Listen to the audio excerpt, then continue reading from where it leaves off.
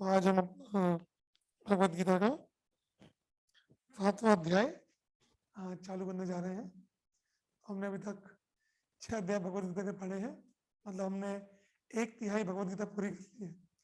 तो जो भी लोग इस अभी तक 6 अध्याय में लगातार आए हैं, आप सबको कॉन्ग्रेचुलेशंस कि आप इस मैराथन का भाग अभी तक बने हुए हैं। बहुत से लोग ऑलरेडी मैराथन की रेस छोड़ चुके हैं, लेकिन आप लोग अभी तक मैराथन में बने हुए हैं और देखेंगे कि 18 अध्याय तक इस मैराथन में कौन कौन बना रहता है। एनीवेज, सो कृष्ण प्रभु,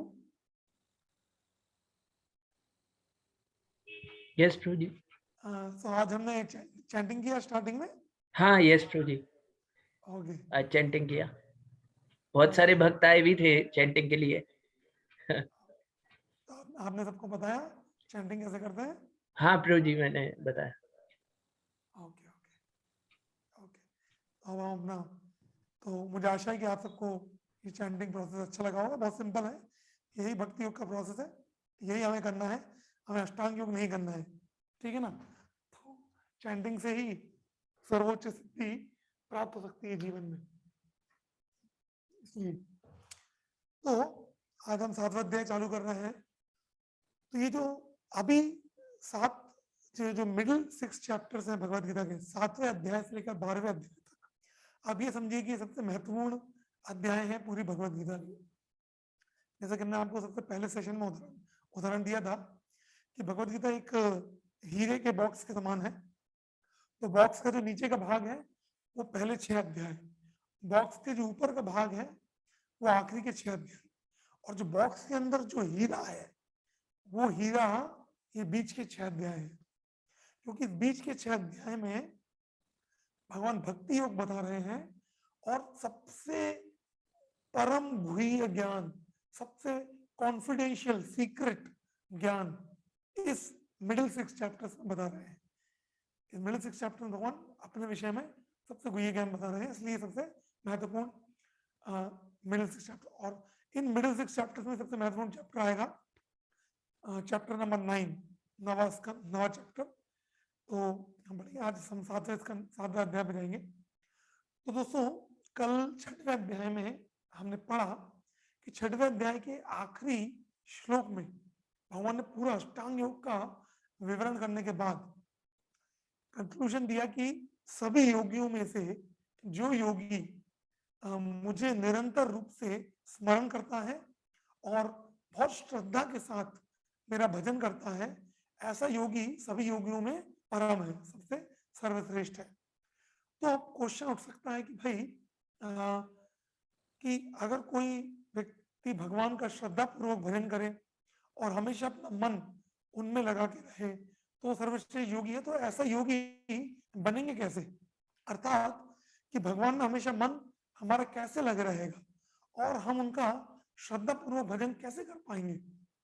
तो इस क्वेश्चन से 7th चैप्टर अगला अध्याय चालू होता है, 7वां अध्याय, कि भगवान हमें बताने वाले हैं। अर्जुन ने यहाँ पे क्वेश्चन नहीं पूछा, लेकिन भगवान स्वयं बताने वाले हैं कि ऐसा योगी बनने के लिए, परम योगी, सर्वश्रेष्ठ योगी जिसका मन भगवान में लगा रहे और जो श्रद्धा पूर्वक भगवान का भजन करे, ऐसा योगी बनने के लिए क्या चीज करना पड़ेगी? तो वो भगवान हमें इस 7वें अध्याय में आज हमें सिखाएंगे। ठीक है, तो इस 7वें अध्याय का नाम क्या है? इस 7वें अध्याय का नाम है भगवत ज्ञान। तो मैं स्लाइड्स भी दिखाऊंगा आपको, शेयर करता हूँ स्क्रीन पर, 1 मिनट। तो इस अध्याय की रूपरेखा कुछ इस प्रकार है दोस्तों कि सबसे पहले शुरुआत के 2 श्लोकों में भगवान अर्जुन को यह बताएंगे कि अर्जुन, मेरे विषय में सुनने से क्या फायदा होता है। 1 से लेकर 3 श्लोक तक, 7.1 to 7.3 भगवान अपने विषय में सुनने के महत्व को बताएंगे। देखिए, जैसे मैंने बताया, अगर किसी व्यक्ति को अपना मन हमेशा भगवान में लगाकर रखना है तो जो सबसे सरल प्रोसेस है मन को भगवान में लगाने की, वो है श्रवण के द्वारा, भगवान के विषय में श्रवण। जैसे अभी आप ये लेक्चर सुन रहे हैं, ये गीता का अध्याय सुन रहे हैं, तो जब आप ये सुन रहे हैं तो आपका मन आपका और कहीं भाग नहीं सकता, अगर आप ध्यानपूर्वक सुन रहे हैं तो, है कि नहीं? अभी वीडियो बंद करके आप क्या कर रहे हैं तो मैं कह नहीं सकता लेकिन जो लोग वीडियो खोल कर सुन रहे हैं और ध्यानपूर्वक सुन रहे हैं, तो कम से कम ये हम यकीन मान सकते हैं कि जब तक कथा चल रही है, जब तक भगवान के विषय में चर्चा चल रही है, तब तक मन और कहीं भाग नहीं सकता आसानी से। तो भगवान को स्मरण करने का सबसे जो शक्तिशाली तरीका है वो है श्रवण के द्वारा। इसलिए श्लोक, इस चैप्टर के पहले 2 श्लोकों में भगवान उनके विषय में श्रवण अर्थात सुनने की महत्वता को बताएंगे, ठीक है?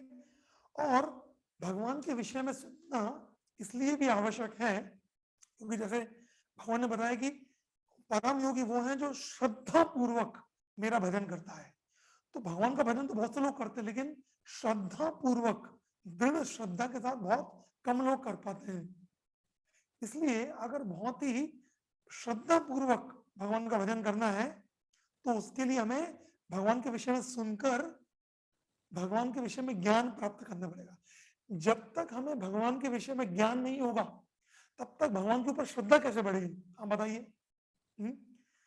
उदाहरण के लिए जैसे एक छोटा बच्चा होता है, एक छोटे बच्चे को उसके माता पिता जब पालते हैं तो जितना ज्यादा उसको ये ज्ञान होता जाता है कि भाई ये मेरे माता पिता है, ये मेरे अंकल है, ये मेरा भाई है, जितना ज्यादा उसको समझ आती जाती है उतना ज्यादा उसके संबंध बढ़ते जाते हैं, उतना ज्यादा उसका श्रद्धा बढ़ती जाती है कि नहीं?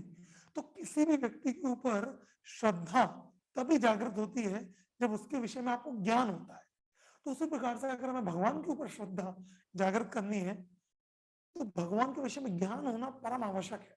बिना भगवान के विषय में ज्ञान हुए श्रद्धा नहीं आ सकती, और बिना श्रद्धा के दृढ़ता पूर्वक भजन नहीं हो सकता, और बिना दृढ़ता पूर्वक भजन के हम भगवान से योग में जुड़ नहीं सकते।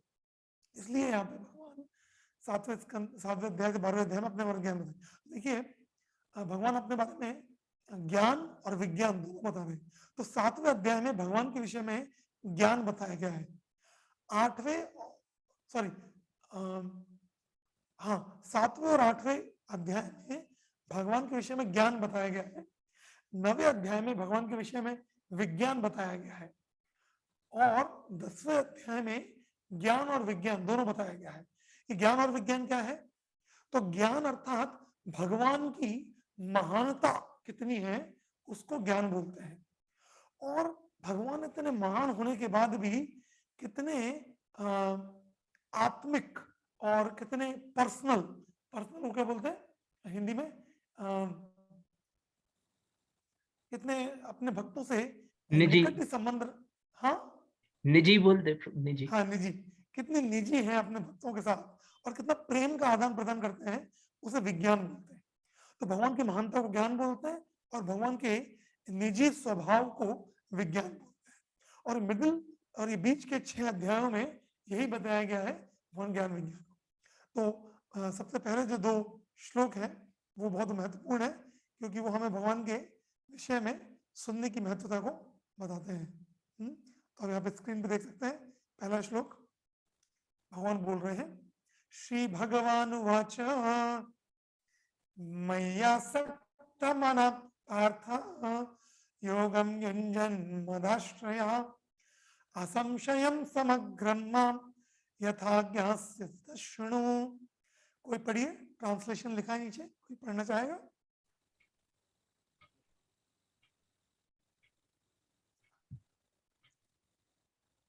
जी पढ़िए, जिसने हाथ उठाया।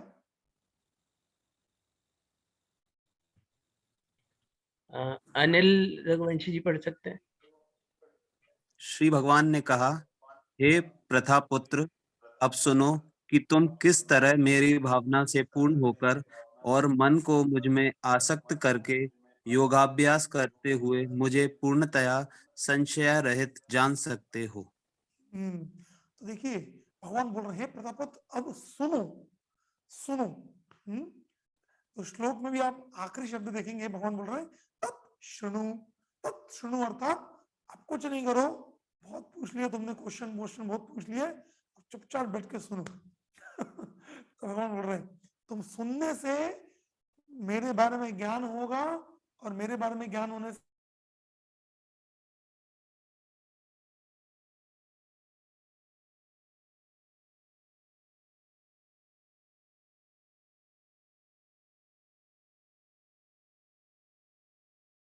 और भगवान क्या बोलने वाले अपने बारे में वो दूसरे श्लोक में बोल रहे हैं, ज्ञानम ते अहम सविज्ञानम इदम वक्ष्यामि शेषतः यज्ञानेह भूयः ज्ञातव्यम अवशिष्यते। इसका ट्रांसलेशन भी पढ़िए।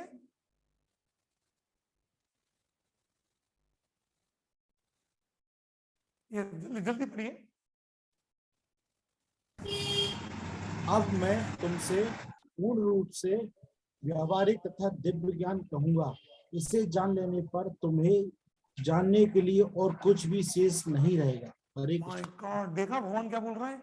भगवान अपने विषय में बोलने वाले हैं पूर्ण ज्ञान, व्यवहारिक अर्थात ज्ञान और दिव्य ज्ञान विज्ञान, ज्ञान विज्ञान, ज्ञानम ते हम सा विज्ञानम, दोनों बोलने वाले हैं। और जो व्यक्ति इसको समझ गया, इस ज्ञान विज्ञान को समझ गया, क्या बोल रहे हैं भगवान? इसको जानने के बाद भैया दुनिया में आपके लिए जानने के लिए और कुछ रह ही नहीं गया। रहेगा ही नहीं। सबसे बड़ा विज्ञान है। देखिए बाहर की यूनिवर्सिटीज में लोग बीटेक कर लेते हैं तो फिर एमटेक करने जाते हैं, एमटेक कर लेते हैं तो फिर पीएचडी करने जाते हैं, पीएचडी कर लेते डबल डॉक्टरेट करते हैं, उसके बाद भी अपना ज्ञान बढ़ाते रहते हैं। क्योंकि भौतिक ज्ञान कभी संतुष्ट नहीं कर सकते व्यक्ति को। लेकिन भगवान बोल रहे हैं कि इस ज्ञान को जानने के बाद और कुछ दुनिया में जानने के लिए नहीं रहेगा, इतना तो ज्ञान है। और भगवान बता रहे हैं कि ये जो ज्ञान है मेरे बारे में, ये हर कोई व्यक्ति को नहीं मिलता, और ना हर कोई व्यक्ति इसको समझ सकता है, और ना हर कोई व्यक्ति इससे सिद्धि प्राप्त कर पाता है।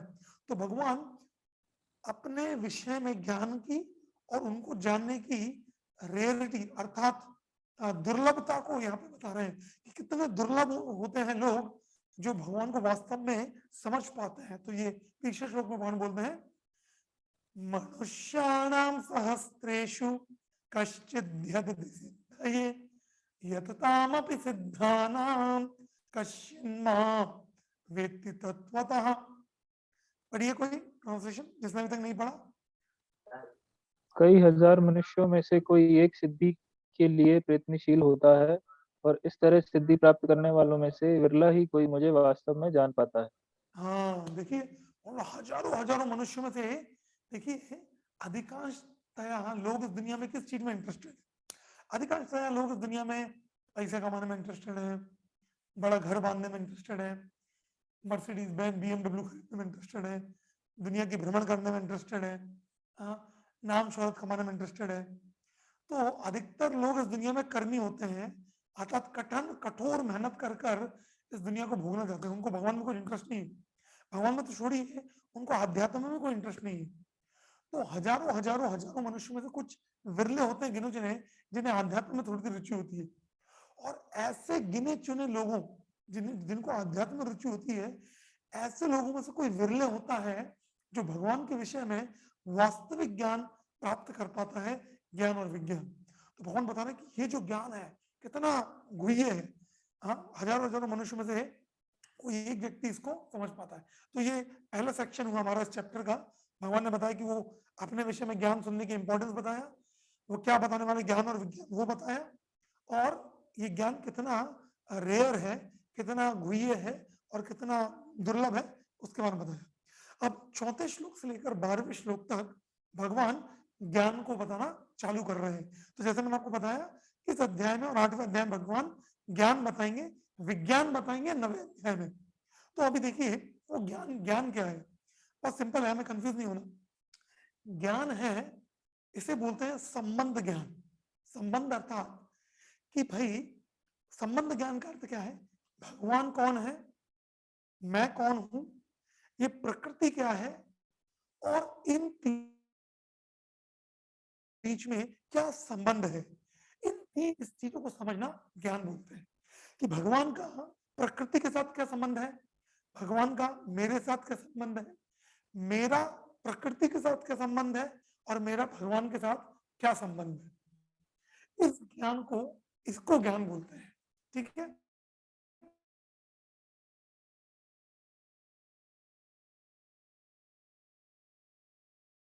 Matter controller of both matter and spirit is God. तो आपने एमएससी सुना होगा ना, कुछ लोग एमएससी साइंस करते हैं, एमएससी फिजिक्स करते हैं, एमएससी केमिस्ट्री करते हैं, तो उससे याद रहेगा आपको एमएससी।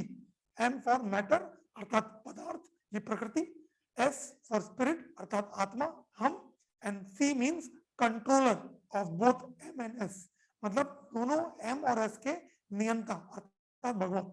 तो real knowledge is MSc, matter spirit and controller of both matter and spirit, अर्थात ये प्रकृति, आत्मा और प्रकृति और आत्मा के नियंता भगवान, इन तीनों को ज्ञान को, इन तीनों की नॉलेज को ही रियल ज्ञान बोलते हैं। तो अभी चौथे श्लोक से भगवान बताना चालू करेंगे उनके प्रकृति के बारे में, इस नेचर के बारे में। तो भगवान के दो प्रकृति होते हैं, एक होती है उनकी बाहिर प्रकृति, बहिरंग प्रकृति, इसको इंग्लिश में एक्सटर्नल नेचर बोलते हैं, जैसे ये दुनिया बोलते हैं। चौथे श्लोक में भगवान उसके बारे में विवरण कर रहे हैं। पांचवें श्लोक में भगवान अपनी आध्यात्मिक प्रकृति के बारे में विवरण कर रहे हैं, जो जीवात्मा है, आत्मा जो कि आध्यात्मिक प्रकृति है। तो चौथे श्लोक में भगवान हमें बताते हैं कि ये जो पूरी दुनिया है ये किस चीज से बनी हुई है। तो आपको श्लोक भी दिखाऊंगा, वो बहुत ही महत्वपूर्ण श्लोक है, आप यहाँ पे देख सकते हैं स्क्रीन पे। भगवान बताते हैं कि ये पूरी दुनिया 8 पदार्थों से बनी हुई है। ये श्लोक है, भूमिरापो लोवायु खम्मनो बुद्धिरेव च अहंकार इति अम्मे भिन्ना प्रकृतिरष्टधा। तो देखिए यहाँ पे भगवान ने बताया प्रकृति 8 चीजों से बनी। कौन सी 8? पहले 5 है पंच महाभूत, भूमि, जल, वायु, अग्नि और आकाश, ठीक है, पंच महाभूत। और 3 सूक्ष्म तत्व हैं जिसे बोलते हैं मन, बुद्धि और अहंकार। ये 8 चीजों से ये पूरी भौतिक प्रकृति बनी हुई है, ठीक है। और फिर 5वें श्लोक में भगवान बताएंगे कि इस भौतिक प्रकृति के परे एक आध्यात्मिक प्रकृति है, और जो आत्माएं हैं इस दुनिया में वो उस आध्यात्मिक प्रकृति को बिलोंग करती है। तो भगवान यहाँ पे बता रहे हैं, अपरयाम प्रकृतिम विद्धि में पराम जीव भूतम महाबाहो ययेदम धार्यते जगत। तो भगवान बता रहे हैं कि यहाँ पे आप इंग्लिश में देख सकते हैं, बिसाइड दिस, मतलब इसके अलावा, जो पिछले श्लोक में भगवान ने 8 चीजें बताई, उसके अलावा ओ अर्जुन एक अलग, there is another superior energy of mind, मेरी एक उन्नत शक्ति भी है जिससे ये सारी जीवात्माएं बनी हुई हैं और इस भौतिक जगत का भोग करने का प्रयास कर रही है, वो मेरी आध्यात्मिक प्रकृति है। तो दोस्तों इस श्लोक में अगर आप ध्यान से श्लोक को देखें तो बहुत महत्वपूर्ण बात आपको पता लगेगी। देखिए मैं आपको एक चीज दिखाता हूँ, आप स्क्रीन पे ध्यान से देखिए। देखिए भगवान यहाँ पे अपनी भौतिक प्रकृति बता रहे हैं। तो यहाँ पे देखिए, यहाँ पे एक ये वर्ड आया है अहंकारा इतियम, ये मैं हाईलाइट कर रहा हूँ। यहाँ पे क्या लिखा है? मैं।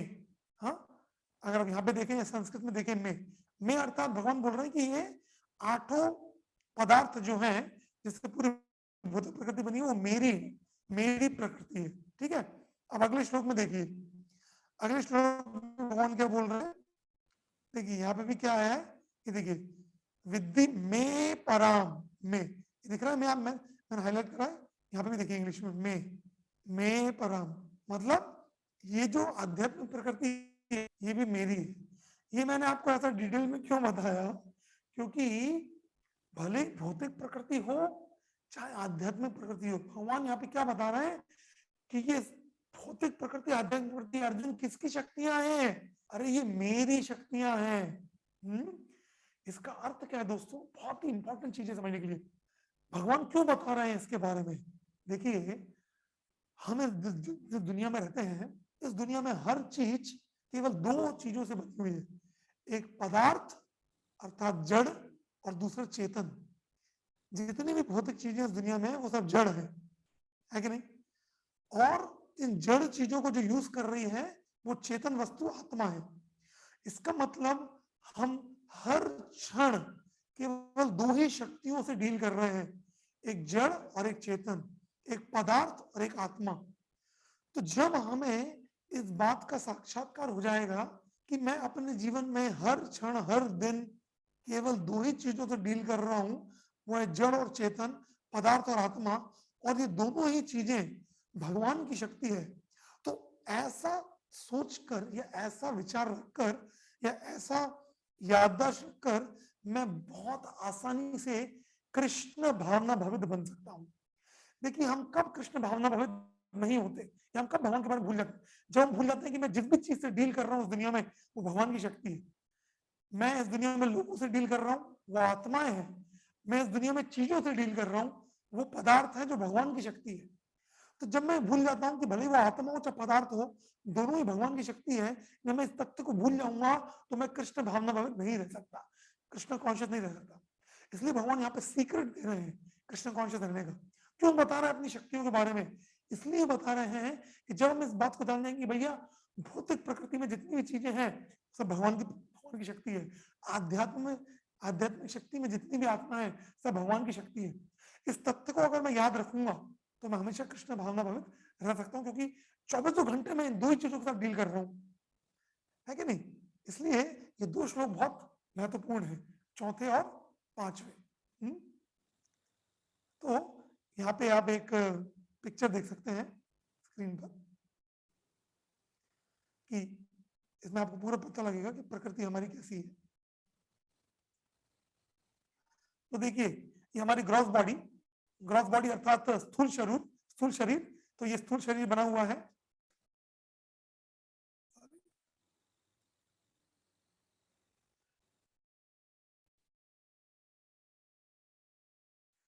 स्थूल शरीर अर्थ वाटर फायर पांच पंच महाभूत से, उसके अंदर हमारा सटल बॉडी सूक्ष्म शरीर वो बना है माइंड, इंटेलिजेंस और ईगो से।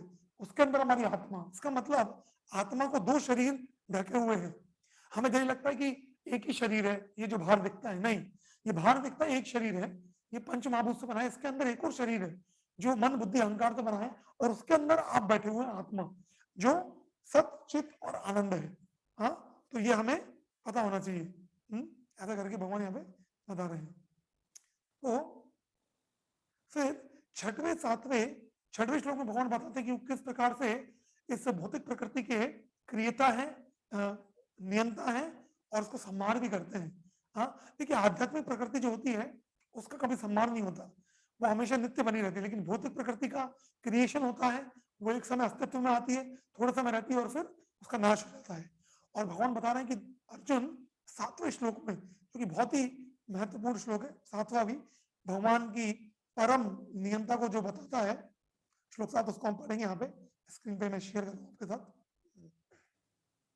7वां श्लोक हमें बताता है कि हर चीज के पीछे भगवान का हाथ है, हम देख पाए या ना देख पाए, सब कुछ चीज उनके ऊपर ही आश्रित है। तो यहाँ पे श्लोक आता है, मत्ता परतरम नान्यत् किंचित अस्ति धनंजय मयि सर्वमिदं प्रोक्तम सूत्रे मणिगणा एव।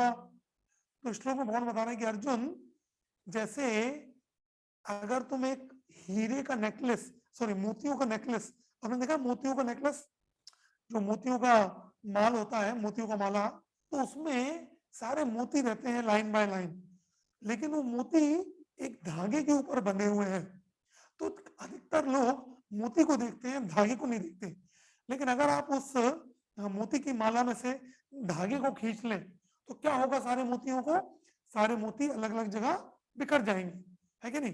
तो जिस प्रकार से सारे मोती उस धागे के ऊपर आश्रित हैं, उसी प्रकार से पूरी दुनिया भगवान के ऊपर आश्रित है, कृष्ण के ऊपर आश्रित है। लेकिन जिस प्रकार से हम मोती के पीछे धागे को नहीं देख पाते, उसी प्रकार से दुनिया के चलने के पीछे हम भगवान को नहीं देख पाते।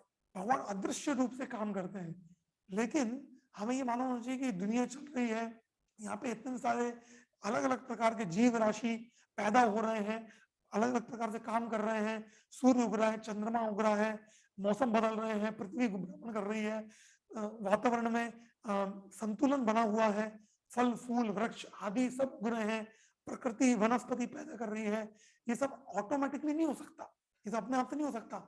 इसके पीछे भगवान की इंजीनियरिंग है, इसके पीछे भगवान का हाथ है, हम देख पाए ना देख पाए। जैसे कई बार कोई वैज्ञानिक लोग ऑटोमेटिक मशीन बना दें, एक्चुअली ऑटोमेटिक कुछ भी नहीं होता है। वो वैज्ञानिक लोग उसको इस प्रकार से प्रोग्राम करते हैं कि एक ना समझ व्यक्ति को वो मशीन ऑटोमेटिक लगती है। जैसे कई बार होता है ना, अगर एक छोटा बच्चा हो, पिताजी कहीं उसके लिए एक रिमोट कंट्रोल कार लाते हैं, तो पिताजी रिमोट को पीछे छुपा लेते हैं और पीछे छुपाकर अपने पीठ के पीछे छुपा के रिमोट को कंट्रोल करते हैं और कार आगे बढ़ती है। तो बच्चा देखता है, अरे कार तो अपने आप चल रही है, अरे अरे अरे पापा पापा देखो कार अपने आप चल रही है। तो पापा भी हंसते हैं, बच्चा भी हंसता है। लेकिन पापा जानते हैं कि बच्चा मूर्ख है, अभी छोटा है, इसको मालूम नहीं है कि कार का रिमोट किसके हाथ में है, मेरे हाथ में है। उसी प्रकार से जो दुनिया में मूर्ख या नासमझ लोग होते हैं, वो जब इस प्रकृति में अलग अलग प्रकार की चीजों को देखते हैं कि ऐसा हो रहा है नेचर में, तो सोचते हैं कि नेचर, ये प्रकृति अपने आप काम कर रही है। प्रकृति अपने आप काम नहीं करती, प्रकृति के पीछे भगवान है। 15वें अध्याय में भी भगवान बताएंगे, मया दक्षिण प्रकृति सूयते सा चराचरम हेतु नाने न कौनते जगत परिवर्तन। ये अर्जुन, ये प्रकृति मेरी अध्यक्षता में काम करती है, मेरे निर्देशन में काम करती है। प्रकृति हमेशा किसी ना किसी की होती है, प्रकृति इंडिपेंडेंट या स्वतंत्र नहीं हो सकती। जैसे आप बोलते हैं ना, प्रकृति को बोलते हैं इंग्लिश में नेचर।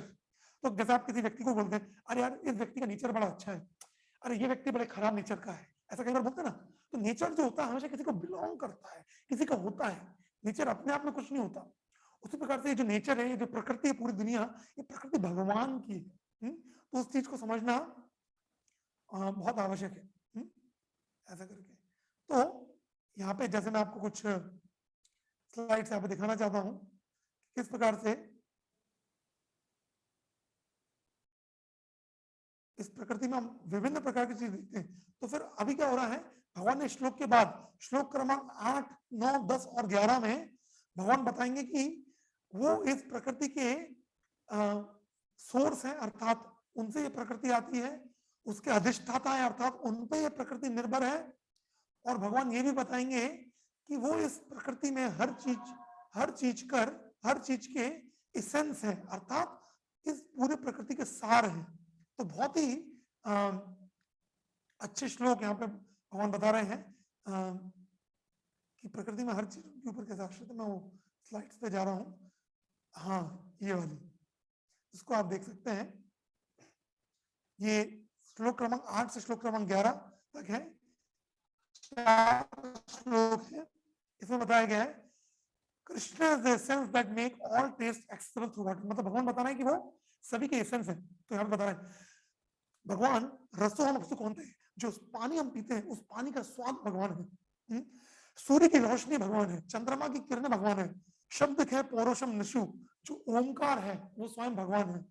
पृथ्वी से निकलने वाली सुगंध है पुण्य गंध, जब बारिश की बूंद पड़ती है तो वो भी भगवान है।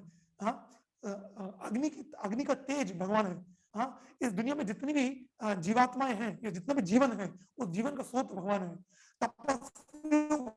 तपस भगवान है। हाँ, सारी जीवन राशियों के जो बीज है, हाँ 84 लाख योनियां होती हैं, वो 84 लाख योनियां भगवान से आती हैं, वो सबके बीज भगवान है।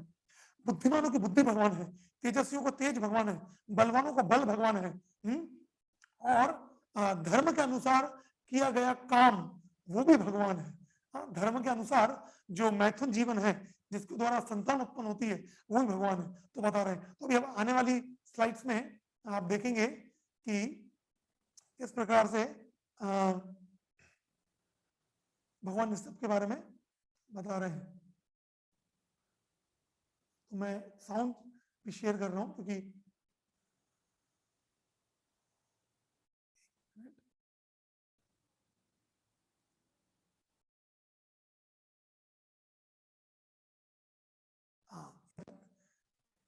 देख सकते हैं।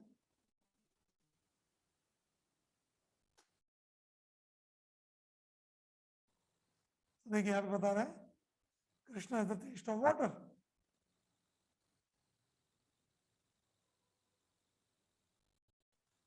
सूर्य की रोशनी भगवान है, Krishna source of light and the moon.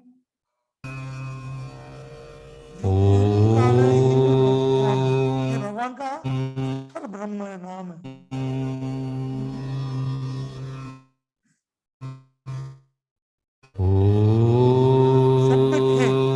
Sound है वो भी भगवान है, जितना भी साउंड दुनिया में है भगवान का ही जो भगवान होते हैं, पौरुष है, पौरुष वो भी भगवान है। पुण्य गंध पृथ्व्याम च, जो पृथ्वी से निकलने वाली गंध है भगवान है, अग्नि से निकलने वाली जो तेज है वो भी भगवान है। और जीवनम सर्वभूतेषु, इसको देखिए सारी जीव राशियां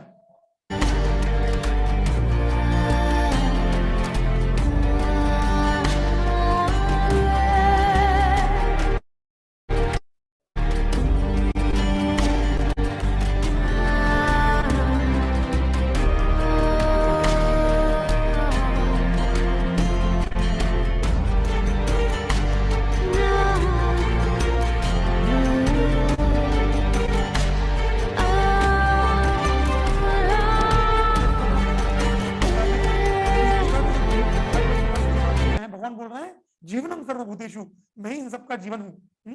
तपस्वियों का तपस में हूँ।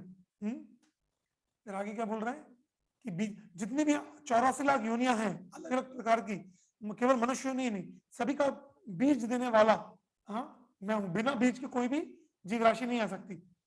अभी आजकल बहुत एंडेंजर्ड स्पीसीज हो गए हैं, एक्सटिंक्ट स्पीसीज हो गए हैं, कुछ जीव राशि खत्म होने वाली है। वो खत्म हो गई तो उसका बीज मांग लेके भगवान के पास जाना पड़ेगा। और बुद्धिमानों को बुद्धि में हूँ। देखिए लोग आइंस्टीन को बड़ा मानते हैं कि आइंस्टीन बहुत ऐसा है वैसा है और न्यूटन ने ये किया, लेकिन जितने भी बड़े बड़े वैज्ञानिक हैं इन सबकी बुद्धि भगवान से आती है। एक बार प्रभुपाद जी बोल रहे थे कि आइंस्टीन की बुद्धि बहुत है, लेकिन जरा आइंस्टीन से पूछो कि उसको बुद्धि किसने दी। आइंस्टीन की बुद्धि भी भगवान से आती है।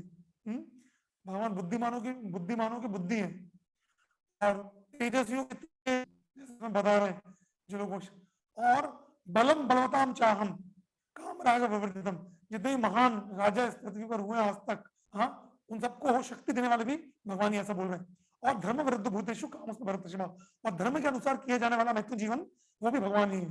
तो इस प्रकार से इन सभी 8वें श्लोक से लेकर 11वें श्लोक तक भगवान ने बताया कि वो इस दुनिया में सभी चीज के स्रोत हैं, सभी चीज के सार हैं, सभी चीजों में परम है और वो ही इन चीजों में निवास करते हैं। इस प्रकार से भगवान ने हमें वो बताया। फिर तो टोटल भगवान ने 14 आइटम बताए। ये 14 उदाहरणों में भगवान ने बताया कि सारी इस भौतिक प्रकृति को बिलोंग करती है। और उसके पहले ही भगवान ने बता दिया था कि भौतिक प्रकृति किसकी है, उनकी है ना। तो जितनी भी चीजें दुनिया में देखते हैं सब भौतिक प्रकृति को बिलोंग करती है और भौतिक प्रकृति उनकी है। लेकिन ये होने के बाद भी भगवान हमें इस 12वें श्लोक में बताते हैं कि वो भौतिक प्रकृति के अंदर नहीं आते। हालांकि वही इस भौतिक प्रकृति का निर्माण करते हैं, लेकिन इस भौतिक प्रकृति से वो हमेशा ऊपर है। तो दोस्तों अभी इतना सुनने के बाद ना क्या होना चाहिए, अगर किसी ने इतना ज्ञान सुन लिया तो इतना ज्ञान सुनने के बाद एक चीज हमारे हृदय में बहुत स्पष्ट रूप से आना चाहिए, वो ये है कि अगर भगवान ही सब चीज के स्रोत हैं, भौतिक प्रकृति के, आध्यात्मिक प्रकृति के और सभी जीव राशियों के, सब कुछ उनसे आता है, वो सभी के स्रोत हैं, तो फिर क्या करना चाहिए हमें अपने जीवन में?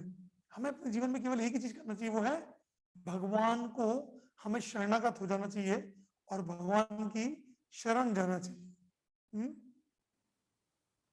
ऐसे करके तो यही इसका मूल उद्देश्य है कि भगवान को शरण जाकर उनकी शरण ग्रहण करना चाहिए। लेकिन कुछ लोग होते हैं कि इतना जानने के बाद भी भगवान की शरण नहीं लेते, इसलिए भगवान अगले कुछ 6 श्लोकों में 13 से लेकर 19 श्लोकों में ये बता रहे हैं कि जो जीवात्मा इस दुनिया में है वो इस भौतिक प्रकृति जो 3 गुण से बनी हुई है उस प्रकृति के द्वारा मोहित हो जाते हैं और भगवान को वास्तविक रूप में समझ नहीं पाते। तो भगवान बता रहे हैं कि अगर इस भौतिक प्रकृति से ऊपर उठना है और उनकी शरण और आध्यात्मिक प्रकृति करनी है, भौतिक प्रकृति के बंधन से ऊपर उठना है, तो उसका एक ही रास्ता है, वो है कि भगवान को हम शरणागत जाएं। इसलिए 14वें श्लोक में भगवान बहुत महत्वपूर्ण श्लोक बोलते हैं। श्लोक क्रमांक 14 में आपको बताऊंगा, शेयर कर रहा हूँ स्क्रीन पर, आप देख सकते हैं। यहाँ पे है, बताएं कि ये जितनी भी चीजें भगवान ने पहले बताई ये सब भौतिक प्रकृति के अंदर है। भौतिक प्रकृति के अंदर हम भी बंधे हुए हैं, लेकिन हमें इससे ऊपर उठकर भगवान को समझने के लिए भौतिक प्रकृति से ऊपर उठना है, 3 गुणों के ऊपर उठना है। लेकिन हम अपनी इच्छा से नहीं उठ पाएंगे। क्यों? क्योंकि हमारे बल पर तो हम भौतिक प्रकृति अर्थात 3 गुणों रजोगुण, तमोगुण और तमोगुण के अंदर बंधे हुए हैं। तो उससे बाहर आने के लिए भगवान बता रहे हैं कि मेरी शरण लेके ही बाहर आ सकते हो। वहां बोलते देवी हे गुणमयी मम माया दुरत्यया मामे व ये प्रपद्यन्ते माया में तम तरंतते। किसी को अगर माया के ऊपर उठना है तो वहां बता रहे जो माया शक्ति है ये देवी शक्ति है, गुणमयी 3 गुणों से बनी हुई है, और दुरत्य इसको पार जाना अत्यंत मुश्किल है। लेकिन मामे में ये प्रपद्यन्ते, लेकिन जो व्यक्ति प्रपद्यन्ते मेरी शरण में आ जाता है माया में तम तरंती थे, वो पार लग जाता है भौतिक प्रकृति से। क्योंकि माया भगवान की शक्ति है, तो भगवान की शक्ति है माया, और हम माया के वश में। तो देखिए मैं आपको संबंध ज्ञान बता रहा था स्टार्टिंग में, तो ये जो 3 चीजें हैं, भगवान, भौतिक प्रकृति और हम। तो देखिए हम जो है, हम आत्माएं हैं, हम वास्तव में बिलोंग करते हैं भगवान को, लेकिन अभी भगवान को भूल जाने के कारण हम इस भौतिक प्रकृति के वश में हैं, जिसकी वजह से हम जन्म मृत्यु के चक्र में फंसे हुए हैं, अनेक अनेक प्रकार के आदि भौतिक आदि देविक आदि क्लेश में फंसे हुए हैं, अनेक प्रकार के दुखों में फंसे हुए हैं। क्यों? क्योंकि जब जीवात्मा भगवान को भूल जाता है तो भौतिक प्रकृति के अंदर में आ जाता है। तो भौतिक प्रकृति के चंगुल से निकलने के लिए भगवान की शरण ग्रहण करना आवश्यक है। एक उदाहरण देता हूँ आपको। जैसे कोई बच्चा होता है तो उसके माता पिता चाहते हैं वो बच्चा पढ़ाई करे, लेकिन जब बच्चा सुनता नहीं है माता पिता की, तो माता पिता क्या करते हैं, एक ट्यूशन टीचर लगाते हैं और बोलते हैं ट्यूशन टीचर को अभी तुम इस बच्चे को बैठा के पढ़ाओ। क्योंकि माता पिता को दुख होता है बच्चों को मारना पीटना, हाँ, क्योंकि वो पढ़ता नहीं है, लेकिन वो चाहते हैं वो पढ़ाई करे, तो ट्यूशन टीचर को फीस देते हैं। तो ट्यूशन टीचर क्या करता है, बच्चों को बिठाता है और बोलता है चलो अभी पढ़ाई करो। बच्चा बोलता है तुम कौन हो मुझे बोलने वाले? बोलता है मैं तुम्हारा ट्यूशन टीचर हूँ। तो बच्चा बोलता है मैं नहीं सुनूंगा तुम्हारी। तो ट्यूशन टीचर उसको जोर से लगा के देता है कनपट्टी में। तो बच्चा बोलता है क्या तुमने मुझे मारा? कैसे मार सकते हो? मैं अभी जाके तुम्हारे पिताजी शिकायत करता हूँ। ट्यूशन टीचर बोलता है बेटा तेरे पिताजी ने मुझे लगाया तेरे को पिटाई करने के लिए और तेरे को पढ़ाने के लिए, जाके बोल। तो बच्चा आके बोलेगा पिताजी से, पिताजी बोलेंगे बेटा देखो तुम पढ़ते नहीं हो इसलिए ट्यूशन टीचर लगाना। तो बच्चे के पास 2 ऑप्शन है, या तो वो आज्ञाकारी बन जाए और पिताजी से आके बोले पिताजी ठीक है आज से मैं आप जो बोलेंगे वो करूंगा, पढ़ाई करूंगा, ज्यादा मस्ती नहीं करूंगा। तो पिताजी क्या करेंगे, कल से बोलेंगे ठीक है ट्यूशन टीचर जी आप कल से मत आइए, अभी मेरा बच्चा आज्ञाकारी बन गया, ठीक है, ट्यूशन टीचर हट जाएगा। और अगर बच्चा पिताजी बोले पिताजी आपने ट्यूशन टीचर क्यों लगाया? पिताजी बोलेंगे बेटा क्योंकि तुम पढ़ाई नहीं करते। तो अगर बच्चा पिताजी की फिर भी आगे नहीं मानेगा तो ट्यूशन टीचर है, तो ट्यूशन टीचर को पिटाई देकर पढ़ाई कराएगा, क्योंकि पिताजी चाहते हैं। उसी प्रकार से जीवात्मा का भगवान के साथ डायरेक्ट संबंध है, लेकिन जब जीवात्मा भगवान से ईर्ष्या करने लगता है, उनको भूल जाता है, उनके बनाए हुए नियमों का विरोध करता है, अपने हिसाब से मनमानी करता है, मतलब शैतान बच्चे की तरह हो जाता है, फिर भगवान एक ट्यूशन टीचर को अपॉइंट करते हैं, जिसे बोलते हैं कि ये भौतिक प्रकृति माया, और जीवात्मा को ये भौतिक शरीर दे देते हैं माया का बना हुआ, पंचभूत महाभूतों का बना हुआ, जिसके द्वारा माया ट्यूशन टीचर हमें विविध प्रकार के पिटाई करती है। जन्म की पिटाई, मृत्यु की पिटाई, बीमारी की पिटाई, बुढ़ापे की पिटाई, आदि दैविक क्लेश, आदि आत्मिक क्लेश, आदि भौतिक क्लेश, पिटाई पिटाई पिटाई पिटाई। और ये पिटाई जन्मांतर जन्मांतर जन्म चलती रहती है जीवात्मा की इस भौतिक जगत में। पुनरपि जननम पुनरपि मरणम पुनरपि जननी जठरय शयनम इह संसारे बहुदुस्तारे कृपया पारो पाहि मुरारे भज गोविंदम गोविंदम भज मूढ़मते। ट्यूशन टीचर हमें बार बार ये गीत सिखा रहा है, भज गोविंदम, ये होमवर्क करवा रहा है हमसे। तुम जब तक भगवान की शरण में नहीं जाओगे, उनको शरणागत नहीं होगे, तब तक तुम्हारी ये पिटाई, पुनरपि जननम बार बार जन्म, पुनरपि मरणम बार बार मृत्यु, पुनरपि जननी जठरे शयनम बार बार अलग अलग माओं के पेट में जाके तुम्हें जन्म लेना पड़ेगा। कभी मनुष्य माँ के, कभी गाय माँ के, कभी सुअर माँ, कभी कुत्ता माँ, कभी बिल्ली माँ, कभी मॉस्किटो माँ, कभी कोरोना माँ। तो अलग अलग माओं के योनि में तुम्हें जाना पड़ेगा, जन्म मृत्यु के चक्कर से छूटोगे नहीं। तो इसलिए श्लोक जो है 7.14 बहुत इंपॉर्टेंट है। भगवान सीक्रेट बता रहे हैं, अरे मेरी शरण में आ जाओ, ट्यूशन टीचर को मैं मना कर दूंगा।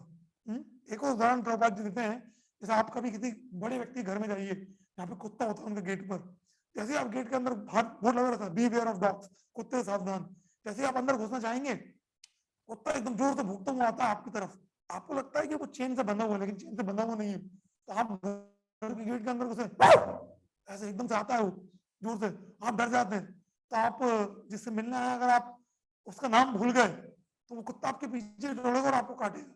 लेकिन अगर आप जोर से उसका नाम बुलाए, मान लीजिए अपने दोस्त से मिलने आया, उस दोस्त का नाम बुलाओ जोर से, तो दोस्त ऊपर से कुत्ते को लगा टॉमी, टॉमी तुरंत रुक जाएगा और फिर दो मिलाते हुए साइड से हो जाएगा, बिकॉज अभी ऊपर से मालिक का आवाज आ गया। उसी प्रकार से जब माया इस दुनिया में हमें काटने दौड़ रही है, भौंक रही है, काटने दौड़ रही है, अगर जोर से लाएंगे हरे कृष्णा कृष्ण कृष्ण हरे हरे, हरे राम राम राम हरे हरे, ऐसे जोर से आवाज लगा देंगे, तुरंत भगवान बोलेंगे हे माया, अभी तुम साइड में, ये मेरा दोस्त है, इसको आन दो मेरे पास। ऐसे करके माया के वश से हम बच सकते हैं। तो ये बहुत ही इंपॉर्टेंट भगवान बता रहे हैं कि ये भौतिक प्रकृति है, भौतिक प्रकृति भगवान की, आध्यात्मिक प्रकृति भगवान की है। हम आध्यात्मिक प्रकृति को बिलोंग करते हैं, लेकिन अभी भगवान को भूलने के कारण हम इस भौतिक प्रकृति में आ गए हैं, जो हमारी वास्तविक सिचुएशन नहीं है। तो वापस जाने के लिए भगवान की शरणागति हमें करना पड़ेगी। फिर भगवान 15वें और श्लोक में 16वें श्लोकों में बताते हैं कि 4 प्रकार के लोग भगवान की शरण में आते हैं, और 16वें श्लोक में 4 प्रकार के लोग भगवान की शरण में नहीं आते। तो कौन से हैं वो 4 प्रकार के लोग जो भगवान की शरण में आते हैं? भगवान बताते हैं आर्त जिज्ञासु और अर्थार्थी। जो लोग इस दुनिया में बहुत दुख में हैं, वो लोग मंदिर जाते हैं, हे भगवान मैं बड़ा दुख में हूँ। जैसे कभी आपने मूवीज में देखा होगा ना, लोग मंदिर जाते हैं दुख में, घंटी बजाते हैं, बोले हे तू भगवान है या पत्थर, ऐसे करके बड़े दुख में भगवान के पास जाते हैं। ऐसे करके लोग दुख में होते तब जाते हैं, तो दुख में लोग भगवान के पास जाते हैं। और फिर कुछ लोगों को जिनको धन की आवश्यकता होती है, धन, मैंने आपको तिरुपति का एग्जांपल दिया था, लोग तिरुपति जाते हैं बालाजी के पास, 2 लाख बालाजी की हुंडी में, बोलते बालाजी इसको डबल कर दो, 2 डाले 4 करके दे दो, ऐसे करके। या मंदिर जाते हैं हनुमान जी के, हे मारुति दे दो 1 मारुति, ऐसे करके। जो तो धन चाहते हैं वो भगवान के पास जाते हैं। और फिर कौन जाता है?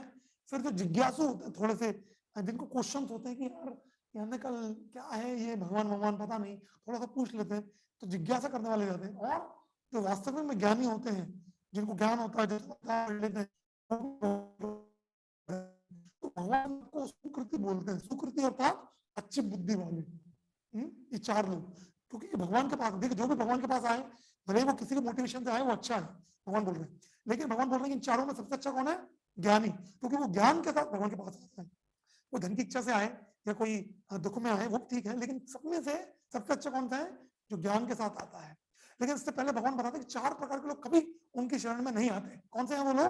तो भगवान बोलते हैं नामां दुष्कृत नो मूढ़ प्रपद्यन्ते नराधम मायया प्रहत ज्ञान आसुरम भावमाश्रिता। भगवान बोल रहे नामां, वो मेरे पास कभी नहीं आते। कौन? मूढ़, जो एकदम मूर्ख लोग होते हैं, वो कभी भगवान के मंदिर नहीं जाएंगे, कभी भक्तों का संग नहीं करेंगे, कभी भगवान का नाम नहीं लेंगे।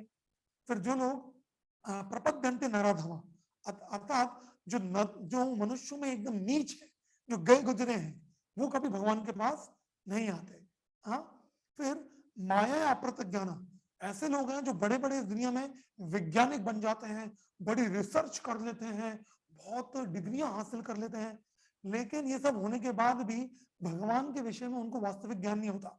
तो भगवान बोल रहे हैं कि उनको ज्ञान है, लेकिन उनका ज्ञान इस माया प्रकृति के द्वारा हर लिया गया है। माया या अपहृत उनका ज्ञान हर लिया गया है। ऐसे लोग भी भगवान के पास नहीं आ पाते। और चौथा कैटेगरी असुर। असुर अर्थात जो जानते हैं भगवान है, जो जानते हैं भगवान सर्वश्रेष्ठ है, लेकिन फिर भी जानबूझकर भगवान के नियमों को तोड़ते हैं, ऐसे लोगों को असुर बोलते हैं। राक्षस, असुर, दैत्य, पिशाच, निशाचर, कुछ भी बोलिए उनको, असुर लोग। तो हमें इन 4 कैटेगरी में से नहीं होना है। हमें असुर नहीं होना है, नराधम नहीं होना है, माया अप्रत ज्ञान नहीं होना है, और मूर्ख नहीं होना है। ठीक है, पिछली 4 कैटेगरी क्या थी? आर्त, जिज्ञासु और अर्थार्थी। तो उसमें ज्ञानी सबसे अच्छा है, क्योंकि ज्ञानी भगवान के पास नॉलेज में से आता है। ऐसे करके तो भगवान बताते हैं। फिर 18वें श्लोक में भगवान बताते हैं कि भले ज्ञानी सबसे अच्छा, लेकिन भगवान सबको उनके हिसाब से आदान प्रदान करते हैं, ऐसे करके। फिर 19वें श्लोक में इस अध्याय के भगवान बताते हैं कि जो 4 प्रकार के लोग भगवान के पास आते हैं, उसमें ज्ञानी सबसे अच्छा है, लेकिन इस ज्ञानी को भगवान को प्राप्त करने में कितना समय लगेगा? वो भगवान बताते हैं। तो बहुत ही इंपॉर्टेंट श्लोक है ये, श्लोक क्रमांक 19। तो उसको हम पढ़ेंगे और मैं आपको स्क्रीन पर शेयर भी करूंगा, आप देख सकते हैं यहाँ पे आपकी स्क्रीन पर क्रमांक 19। हाँ, तो आप देखिए यहाँ पे स्क्रीन पे इस श्लोक में भगवान क्या बता रहे हैं।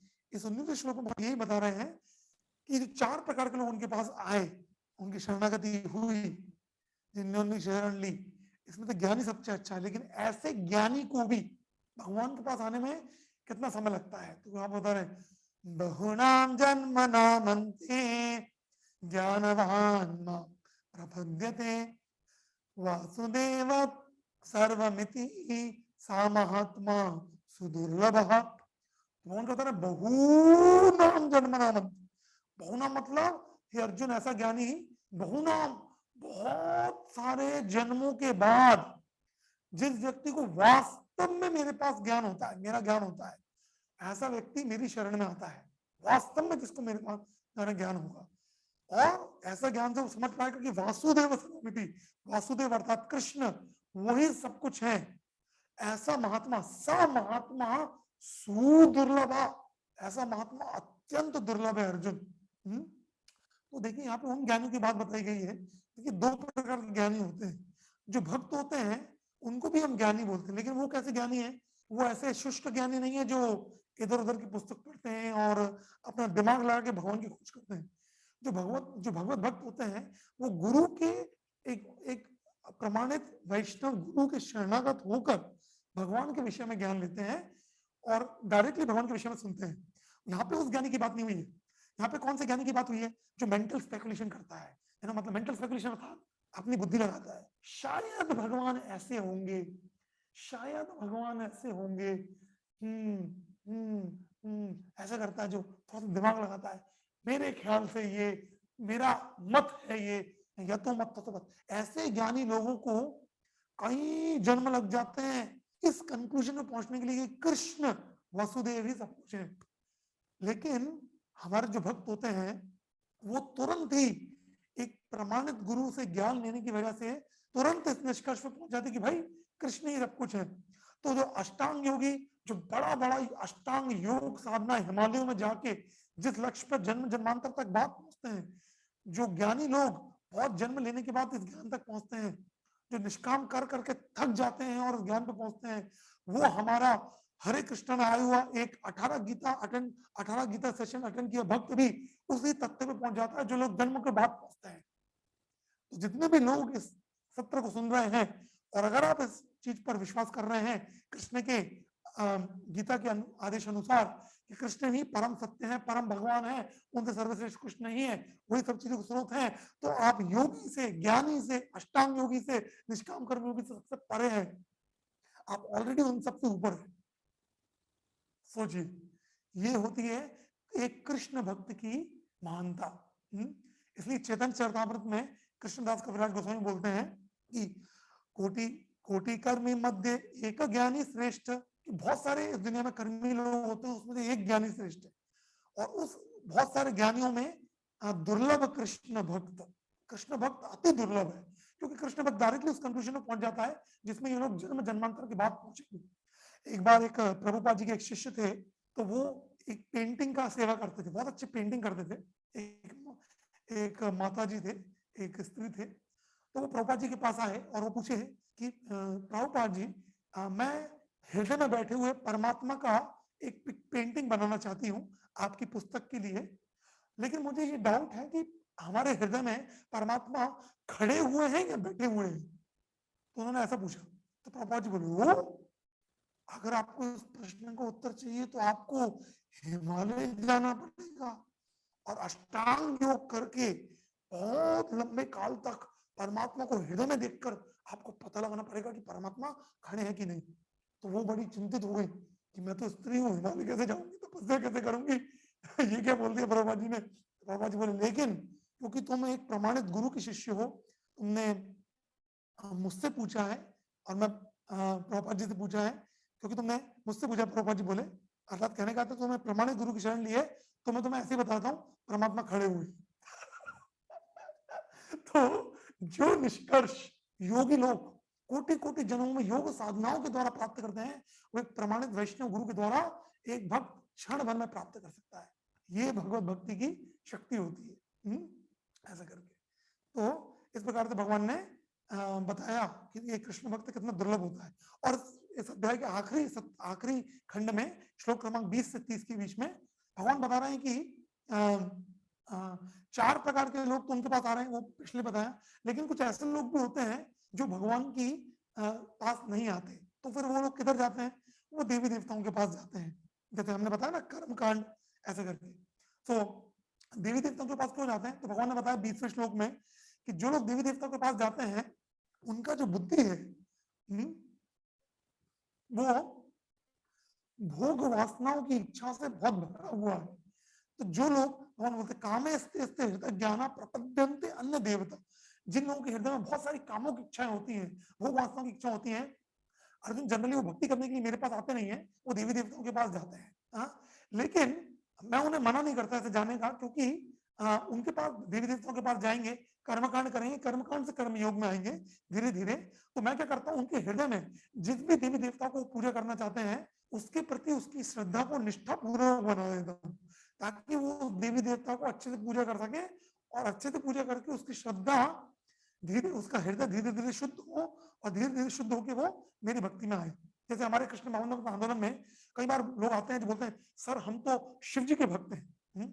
तो हम तो बोलते हैं कि आप शिव जी के भक्त हैं तो शिव जी से प्रार्थना करें कि हे शिव जी, हे भोलेनाथ, हे डमरू वाले, हे आशुतोष, हे बम बोले शिव जी, आप मुझे ऐसा वरदान दीजिए कि मेरे जीवन में आध्यात्मिक प्रगति के लिए जो सबसे सर्वश्रेष्ठ हो आप वो कर दीजिए। तो जो भगवान शिव से ऐसा प्रार्थना करेगा या किसी भी देवी देवता से ऐसा प्रार्थना करेगा, तो सभी देवी देवता जो कि भगवान के दास हैं वो आपको भगवान की भक्ति में आगे बढ़ने के लिए प्रेरणा देंगे। वो कभी ये नहीं बोलेंगे हे भगवान के पास मत जाओ हमारी सेवा करो, वैसा नहीं बोलेंगे। तो भगवान क्या करते हैं, भगवान बोलते हैं कि मैं ही उनको वो श्रद्धा देता हूँ, और देवी देवताओं को पूजा करके जो आपको फल मिलते हैं वो देवी देवता आपको नहीं देते। लोग समझते हैं ये देवी देवता ने ऐसा दे दिया, नहीं, देवी देवता के पास अपने पास कुछ शक्ति नहीं है आपको कुछ देने की। जो भी देवी देवताओं से आपको प्राप्त होता है वो भी भगवान ही देते हैं देवी देवताओं को आपको देने की।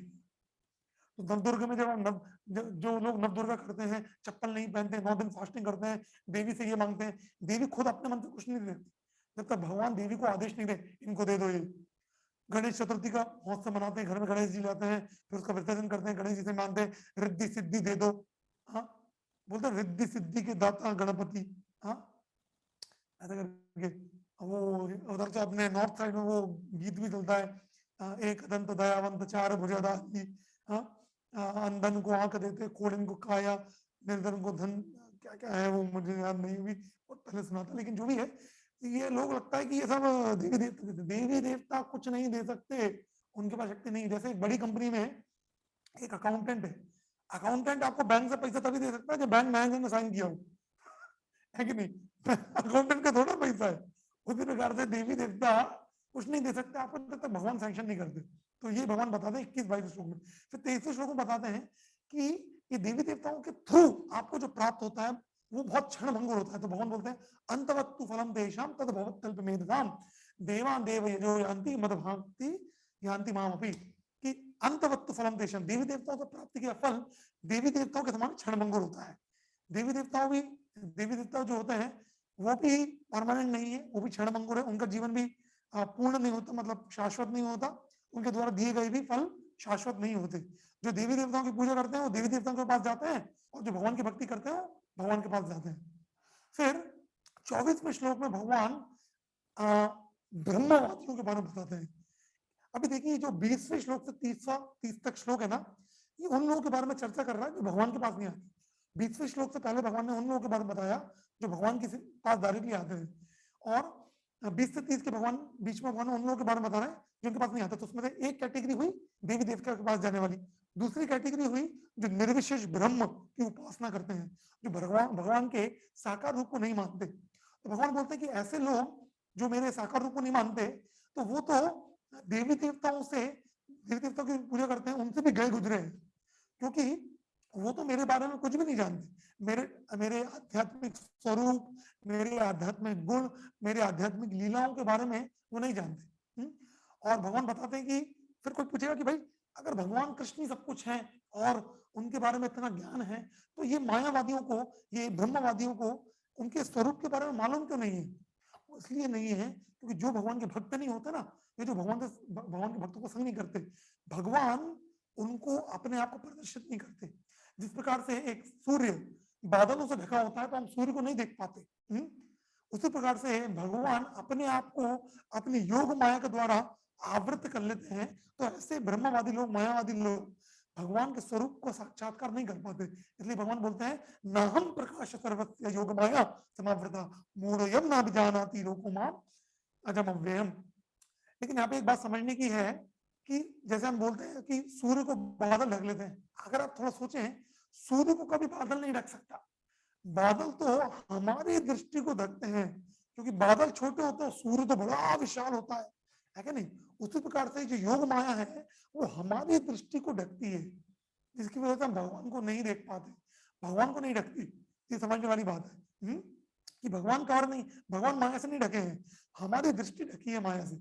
हाँ, भगवान का जो ज्ञान है वो, और भगवान सब कुछ, और भगवान से बताते हैं 26 श्लोक में कि वो सब कुछ जानते हैं। वेदा हम समझितानी वर्तमानानी च अर्जुना भवानी च भूतानी माम तो। अर्जुन, मैं भूतकाल में क्या हुआ वो जानता हूँ, वर्तमान में क्या चल रहा है वो जानता हूँ, भविष्य वाला सब कुछ जानता हूँ, लेकिन मुझे कोई नहीं जानता। क्यों नहीं जानता भगवान को कोई? क्यों नहीं जान सकता? क्योंकि इस दुनिया में अधिकांश लोग माया के द्वारा मोहित हैं।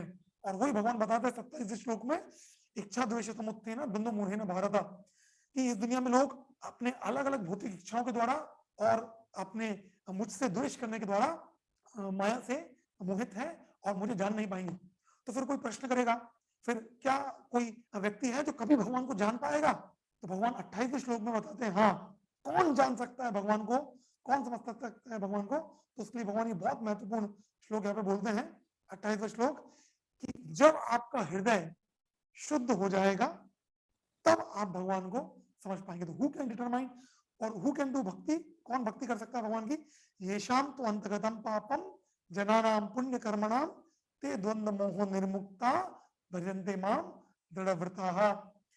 कि देखिए पहली कंडीशन, येषाम तो अंतगतम पापम, जिसके सारे पाप नष्ट हो गए हैं, जनानाम पुण्य कर्म, और जिनके पुण्य कर्म बहुत अधिक मात्रा में बढ़ गए हैं, अर्थात भक्ति कर्म बहुत अधिक मात्रा में बढ़ गए हैं, वही सभी द्वंद्वों से, सभी कंफ्यूजन से, सभी द्वंद्वों से मुक्त होकर भगवान की भक्ति में, अर्थात मेरी भक्ति में दृढ़ता पूर्वक लग सकते हैं, ऐसा भगवान बता रहे हैं।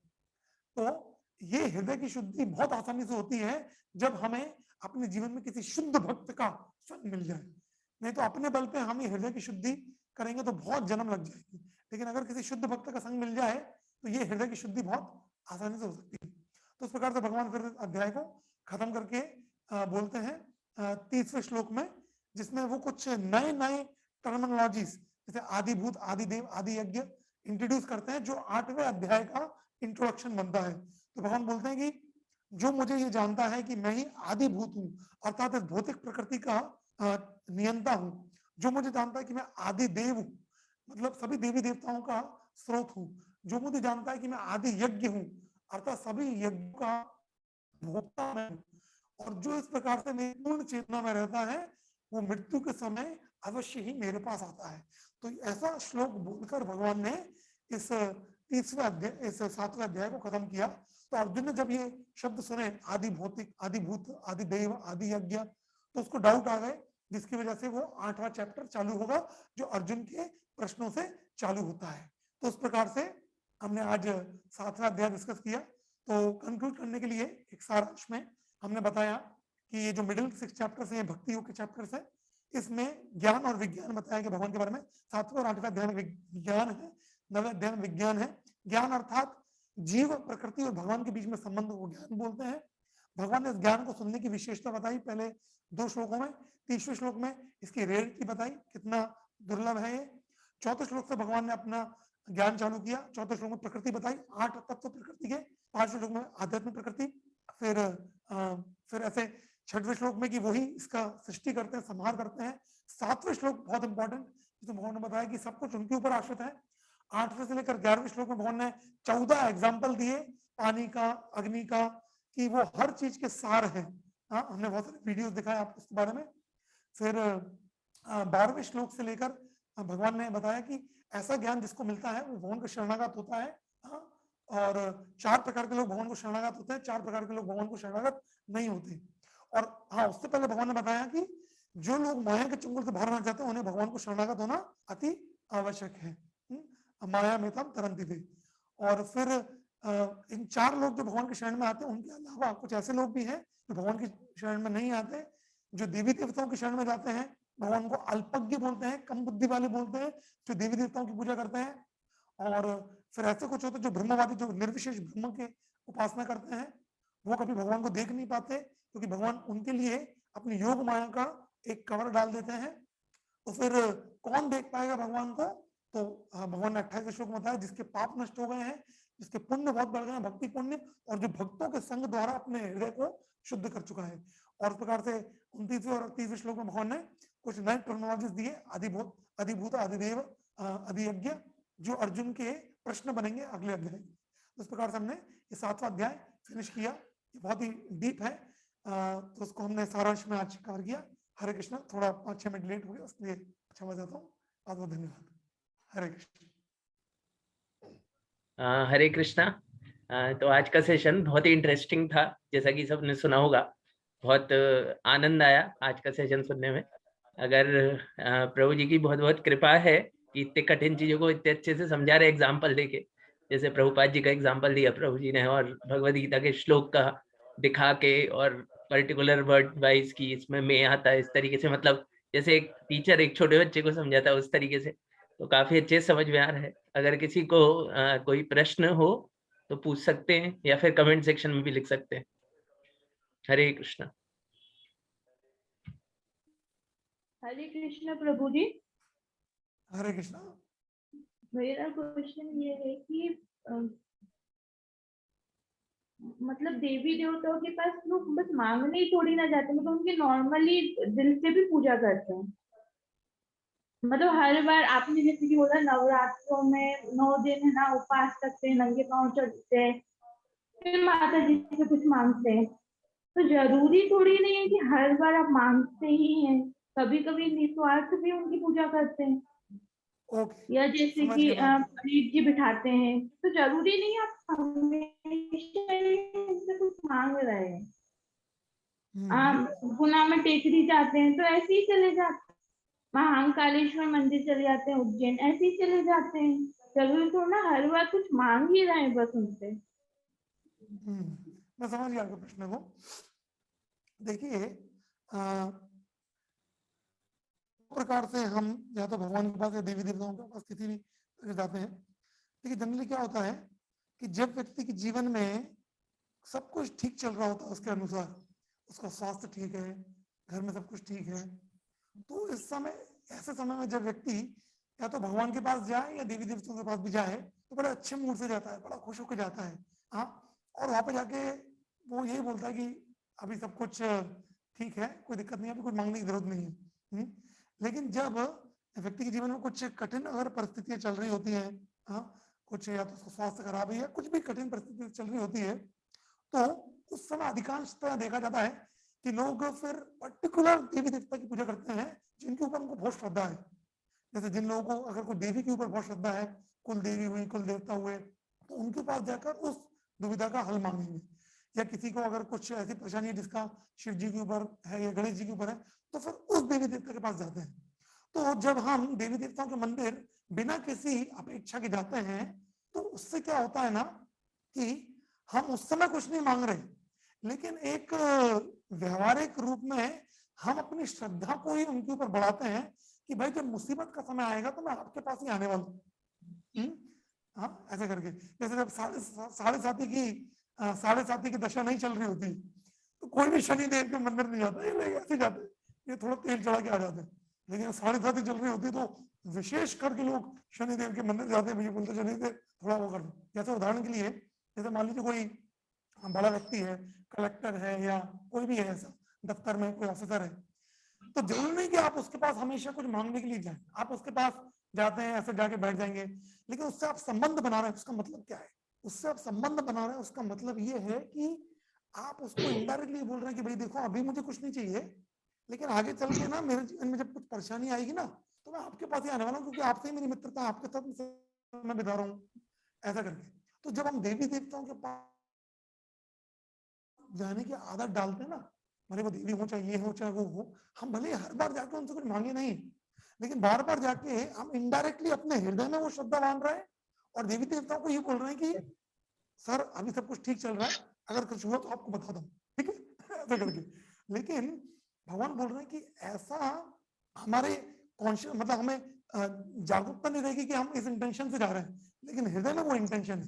तो भगवान बता रहे हैं कि इसकी जगह अगर आप भगवान के पास डायरेक्टली जाएंगे, फिर आप भगवान से कुछ मांगे या ना मांगे, वो भक्ति के अंदर आता है, भक्ति के अंदर आता है। इसलिए गीता और भागवत का सिद्धांत क्या है? देखिए गीता और भागवत में बहुत महत्वपूर्ण चीज ये बताई गई है कि भौतिक चीजें मांगना भागवत में मना नहीं किया। किसी ने भागवत में ये मना नहीं किया कि आप भौतिक चीजों के लिए नहीं मांग सकते। आप भगवान से सब भौतिक चीजें मांग सकते हैं, मुझे धन दे दो, बंगला दे दो, गाड़ी, सब मांग सकते हैं। लेकिन भागवत में इस चीज का मना किया है, इस चीज को खंडित किया है कि आप भगवान को छोड़कर किसी और के पास मत जाइए मांगने के लिए। जैसे उदाहरण के लिए मान लीजिए कोई कंपनी का कोई मालिक है, और कंपनी के मालिक के अंदर कुछ नीचे वाले लोग डिपार्टमेंटल हेड लोग काम करते हैं। तो अब आपके ऊपर है, आप चाहें तो कंपनी के मालिक से संबंध बना सकते हैं या डिपार्टमेंट हेड लोगों से संबंध बना सकते हैं। अगर आप कंपनी के मालिक से संबंध बनाएंगे तो डिपार्टमेंट हेड, जितने भी डिपार्टमेंट हेड है वो ऑटोमेटिकली आपके मदद करेंगे। और अगर आप केवल डिपार्टमेंट हेड से मदद मांगेंगे तो कंपनी के मालिक हो सकता है आपकी मदद करे या ना करे, जबकि डिपार्टमेंट हेड उनके पास खुद कोई शक्ति नहीं है आपको कुछ देने की, वो कंपनी के मालिक से पूछ के आपकी इच्छा पूरी करेंगे। और अगर कोई देवी देवताओं के पास निस्वार्थ भाव से जा रहा है, पहली बात तो कोई भी व्यक्ति देवी देवताओं के पास निस्वार्थ भाव से नहीं जा सकता, ये पॉसिबल ही नहीं है। अगर कोई जा रहा है बिना कुछ मांगे, ऐसे ही जा रहा है, इसका मतलब वो ये श्रद्धा अपने अंदर बांध रहा है कि अभी मुझे कुछ नहीं चाहिए, लेकिन भविष्य में मैं जानता हूं कि आप दुर्गा हैं, आप देवी हैं, आप भौतिक प्रकृति की अधिष्ठाता देवी हैं, आप सब कुछ दे सकती हैं, फलम जन्म दे, फलम दे, सब कुछ दे सकते हैं आप, तो मैं सब वक्त आने पर मांगूंगा, ऐसे करके। तो जब हम उनके पास जाते हैं तो हमें लगता है कि हम निस्वार्थ हैं, लेकिन वो निस्वार्थ तो नहीं है, क्योंकि भविष्य में मांगने वाला हूं। लेकिन भक्ति में क्या होता है? भक्ति में व्यक्ति भगवान के पास जाता है इस भावना से कि नहीं कि भगवान मैं आज नहीं मांग रहा हूँ, लेकिन कल मांगूंगा या वक्त आने पर मांगूंगा। भक्ति में भक्त बोलता है कि भगवान मेरे जीवन में भले सुख आए चाहे दुख आए, मैं हमेशा आपका दास बना रहना चाहता हूँ। इसलिए हमारे एक आचार्य लिखते हैं, मारो भी राखो भी जो इच्छा तुहार, नित्य दासे प्रति तू अधिकार। हे भगवान, आप चाहे मुझे मार दो चाहे मुझे जिंदा रखो, नित्य दास प्रति, मैं आपका नित्य दास हूं, आपका मेरे प्रति पूरा अधिकार है। एक भक्त की चेतना। इसलिए एक भक्त की चेतना और एक देवी देवताओं की पूजा करने वाले व्यक्ति की चेतना में जमीन आसमान का अंतर होता है। हालांकि बाहर से वो एक ही दिखेगी कि हम अभी कुछ मांगने नहीं जा रहे, लेकिन वो इनडायरेक्टली वैसी चेतना विकसित होती जाती है। तो ये एक बहुत सूक्ष्म तत्व है जिसको समझना इंपॉर्टेंट है। और अगर कोई व्यक्ति वास्तव में मतलब एकदम वास्तव में भगवान की देवी देवताओं की निस्वार्थ पूजा करता है तो बहुत ही जल्दी वो कृष्ण भक्त बन जाएगा, बहुत जल्दी कृष्ण भक्त बन जाएगा। भले वो देवी हो चाहे शिव जी हो चाहे गणेश जी हो, उसको बोलेंगे भैया तेरा इतना निस्वार्थ भाव है, ये हमारे लिए नहीं है, ये हमारे मालिक हैं, उनके लिए उनको देखा। हाँ, जैसे मान लीजिए कोई टेकरी जाता है और हनुमान जी के पास जाए, हनुमान जी बोले हनुमान जी आप ही महान है, आप ही सब कुछ है, मैं बस आपकी निस्वार्थ सेवा करना चाहता हूँ। तो हनुमान जी सोटा उठा के क्या बोलेंगे, मूर्ख, अरे तेरे को सेवा ही करनी है, निस्वार्थ तो मेरे प्रभु राम की कर, मैं भी करता हूँ तू भी कर, आओ मिलकर करेंगे। वो यही बोलेंगे। तो निस्वार्थ है ना, तो निस्वार्थता तो प्रभु की सेवा में लगाना चाहिए, राम जी की, ना कि मेरी। हनुमान जी यही बोलेंगे, शिव जी यही बोलेंगे, दुर्गा भी यही बोलेंगे। तो अगर कोई वास्तव में बहुत निस्वार्थ है और अगर उसे कृष्ण भक्ति में पता लग गया है तो फिर वो कृष्ण भक्ति करेगा, और हमें पता है तो फिर हमें कृष्ण भक्ति करना चाहिए, सिंपल सी बात है। और अगर ये सब पता होने के बाद भी फिर भी हम देवी देवताओं की कर रहे हैं तो हमें लगेगा हम निस्वार्थ है क्योंकि कुछ मांग नहीं रहे, लेकिन हम एक स्वार्थी चेतना से जा रहे हैं जो अभी कवर्ड है, हमें दिख नहीं रही, लेकिन समय आने पर सामने आ जाएगी। ठीक है, प्रश्न का उत्तर हुआ? थैंक यू प्रभु जी। बस थोड़ा सा ना ऑफेंसिव लगता है, मतलब हम लोगों ने बचपन से जैसे कि पूजा करी है देवी देवताओं की, शनि मंदिर जाते थे, शनि मंदिर बहुत पास था, तो मतलब तो थोड़ा अजीब लगता है सुनने में। वो मुझे मालूम है। मुझे भी बहुत अजीब अजीब लगा था स्टार्टिंग में जब मैंने सुना था। ये अजीब क्यों लगता है आपको, इसके बारे में पता होना चाहिए। ये अजीब इसलिए लगता है क्योंकि देखिए, ये भगवत गीता में भगवान क्या कर रहे हैं ना, अलग अलग श्रद्धाओं के स्तर से हमें ले जा रहे हैं। तो इसलिए आप गीता में नोट करिए, भगवान मना नहीं कर रहे देवी देवताओं की पूजा करने का। भगवान बता रहे हैं बस जो करते हैं वो थोड़े अल्पज्ञान, क्योंकि मेरे शरण में डायरेक्ट नहीं आते। देखिए भगवान हमें कुछ छुपाना नहीं चाहते, सत्य बताना चाहते हैं। एट द सेम टाइम भगवान फोर्स नहीं कर रहे हैं हमसे कि भैया अभी तो मेरी करो नहीं तो नरक जाओ। Gita, Bhagavad Gita is a book of choice, it is not a book of commandment. भगवान कमांड नहीं कर रहे यही कर दो, चॉइस का बुक है। भगवान सब कुछ बता रहे हैं और चॉइस हम पे छोड़ रहे हैं। तो जैसे जैसे हमारी श्रद्धा उन्नत होती जाएगी, जैसे जैसे हमारी श्रद्धा बढ़ती जाएगी, उस श्रद्धा अनुसार हम भगवान के प्रति भक्ति भी बढ़ती जाएगी। तो जिसकी श्रद्धा अभी इतनी है कि वो केवल देवी देवताओं की करता है, भगवान की नहीं करता। किसी लोगों की श्रद्धा है कि वो देवी देवताओं की भी करता है, भगवान की भी करता है। किसी की श्रद्धा उतनी बढ़ चुकी कि वो भगवान की 80% करता है, देवी देवताओं की 20%। किसी की श्रद्धा की पूर्ण रूप में भगवान की करता है और किसी की नहीं करता। तो श्रद्धा की परिभाषा हमारे एक आचार्य देते हैं, वो बोलते हैं श्रद्धा शब्दे विश्वास कोरले सुदृढ़ निश्चय कृष्ण भक्ति कोरलेन सर्व कर्म कृत है। अर्थात कहने का अर्थ क्या है कि श्रद्धा शब्द विश्वास, कि जिस व्यक्ति को अपने हृदय में ये दृढ़ श्रद्धा हो जाती है कि अगर मैं केवल भगवान की भक्ति करूंगा तो उनकी भक्ति करने से सारी देवी देवताओं की भक्ति अपने आप हो जाएगी, सारे कर्म अपने आप फलित हो जाएंगे। जिसके हृदय में भाव आ गया है उसको श्रद्धा बोलते हैं। और ये श्रद्धा आने के बाद ही वास्तविक भक्ति चालू होती है। अधो श्रद्धा, साधु संग, भजन क्रिया, वो अलग अलग स्टेजेस है। तो ये श्रद्धा के स्तर पे आने में भी समय लगता है, इसलिए भगवान अलग अलग स्तर बता रहे हैं। तो अगर अभी हमारे हृदय में देवी देवताओं के प्रति अगर थोड़ा आदर अभी भी है, उनके पास श्रद्धा है, तो उनका भी आप करते रहिए, कोई दिक्कत नहीं। लेकिन साथ में हरे कृष्णा मंत्र भी करिए, चैंटिंग भी करिए, भक्ति को संग भी करिए। धीरे धीरे धीरे धीरे क्या होगा, वो ट्रांजिशन होगा, भगवान की भक्ति बढ़ेगी, देवी देवताओं की भक्ति धीरे धीरे कम होती जाएगी। कुछ फोर्स लगे नहीं लगेगा, आपको बुरा नहीं लगेगा और मन में कुछ बुरा भाव नहीं आएगा, नेचुरल लगेगा। और ऐसा भाव आएगा कि मैं अभी देवी देवताओं की, शनि की, दुर्गा की, शिव जी की, हनुमान जी की सबसे अच्छी सेवा कर रहा हूँ कृष्ण का नाम लेकर, ऐसा। ठीक है, थैंक यू प्रभु जी। थैंक यू प्रभु जी for the wonderful answer. Dharmveer ji question पूछ सकते हैं आपका। चलन दो। हरे कृष्णा प्रभु जी। हरे कृष्ण। प्रभु जी, मैं ये सोचता हूँ कि जैसे हम लोग, मैं धर्मवीर सिंह रघुवंशी हूँ, तो एक मेरा नेचुरल लगाव प्रभु श्री राम से है। तो क्या मैं प्रभु श्री हरे कृष्ण भगवान के प्रति थोड़ा डाइवर्ट हूँ, या मेरा जो आराध्य देव मैं उनको मानता हूँ उनको कंटिन्यू करूँ? थोड़ा बताएं। देखिए, पहली बात तो भगवान कृष्ण और राम में कुछ अंतर नहीं। जैसे भगवान अंतर है भी और अंतर नहीं भी, इसको हम डिटेल में आगे चर्चा करेंगे। देखिए, जितने विष्णु तत्व, भगवान विष्णु और राम कृष्ण, ये सब एक ही है, इनमें कोई भी अंतर नहीं है। लेकिन फिर भी लीलाओं के अनुसार और गुणों के अनुसार थोड़ा थोड़ा अंतर होता है, उसको हम डिटेल में बाद में चर्चा करेंगे। लेकिन अगर आप भगवान राम की भक्ति करते तो करते रहिए। हरे कृष्ण मंत्र में भगवान राम का भी नाम आता है, इसलिए आप हरे कृष्ण मंत्र ले सकते हैं, उसमें भगवान राम की भक्ति ऑटोमेटिकली हो रही है, पहली बात। दूसरी बात, ये अभी आप इतना मत सोचिए मैं राम की करूं या कृष्ण की करूं। अभी आप गीता सुनते रहिए, 18 अध्याय होने के बाद अगर हरे कृष्ण के अंदर कुछ और कार्यक्रम ऑर्गेनाइज करता है तो वो भी अटेंड करिए।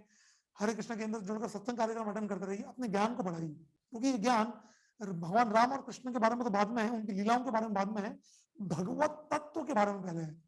भगवत तत्व विज्ञान मुक्त संगत जायते, ऐसा भागवत में आता है कि पहले भगवत तत्व तो समझिए। देखिए, भगवान राम हो चाहे कृष्ण हो, हमें भावुक स्तर पे नहीं रहना है। अधिकतर लोग भावुक स्तर पे रहते हैं, और यार राम जी की ना क्या मजा आता है, क्या क्या क्या कैरेक्टर है। ऐसे भावनाओं के स्तर पे भक्ति नहीं होती। भक्ति में वास्तविक भावनाएं आती है जब भगवान के विषय में हम तत्व ज्ञान को समझते हैं। तो गीता में हम भगवान का तत्व के ज्ञान को समझ रहे हैं। तो जब ये भगवत तत्व ज्ञान हमारे अंदर आ जाएगा, तब हम वास्तव में भगवान की भक्ति कर पाएंगे। उस समय आप निश्चित कर सकते हैं कि आपकी अट्रैक्शन नेचुरली भगवान राम के प्रति या कृष्ण के प्रति है? क्योंकि बहुत से लोग पसंद कर लेते हैं, यार मेरे फेवरेट तो राम जी है। मेरी बहन बोलती थी मेरे फेवरेट तो गन्नू भैया कौन? गणेश जी। ऐसे फेवरेट बनाना मतलब ये कोई यहाँ पे कोई मिठाई की दुकान नहीं है जो मेरा फेवरेट ये होगी। हाँ, ये भगवत तत्व है।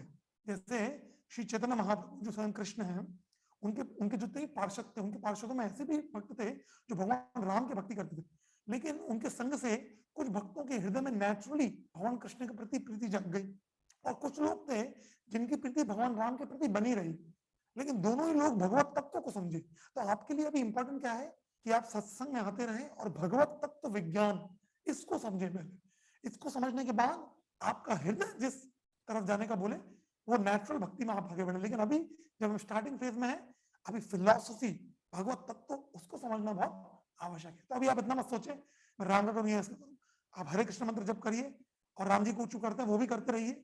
हाँ, हरे कृष्ण मंत्र में राम जी का नाम भी आता है। ठीक है तनवीर जी?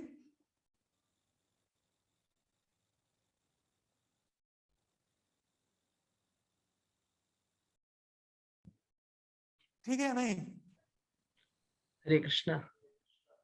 धर्मवीर जी आप संतुष्ट हैं उत्तर से? जी जी जी, हमारे बीच में सनातन गोसाई प्रभु है, वो पिछले वाले क्वेश्चन के आंसर में कुछ ऐड करना चाहते हैं, तो उनका भी मैसेज आया था। तो सनातन गोसाई प्रभु आप कुछ ऐड करना चाहते तो कर सकते हैं।